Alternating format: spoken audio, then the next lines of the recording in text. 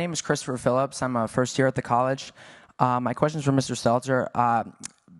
You've all spoken extensively about Fox News being a purveyor of disinformation, but CNN is right up there with them. They pushed the Russian collusion hoax. They pushed the Jussie Smollett hoax. They smeared Justice Kavanaugh as a rapist, and they also smeared Nick Sandmann as a white supremacist. And yes, they dismissed the Hunter Biden laptop affair as pure Russian disinformation. With mainstream corporate journalists becoming little more than apologists and cheerleaders for the regime, is it time to finally declare that the canon of journalistic ethics is dead or no longer operative?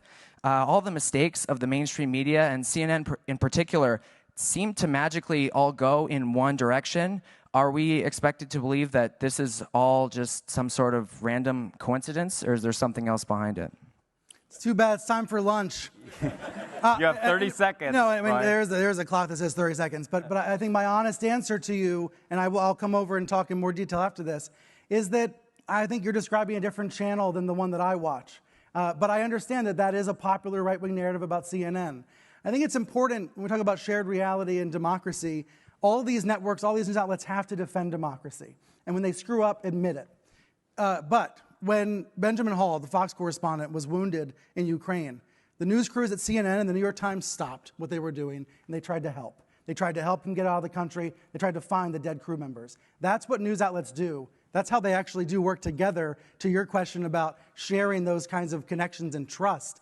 We don't talk about it enough, though. We don't share that reality about how that happens. And with regards to the regime, I think you mean the President Biden. The last time I spoke with a Biden aide, we yelled at each other. So that's the reality of the news business that people don't see, that people don't hear. They imagine that it's a situation that it simply is not. But I think your question, it speaks to the failure of journalism to show our work and show the reality of how our profession operates. We have a lot of work to do, I think.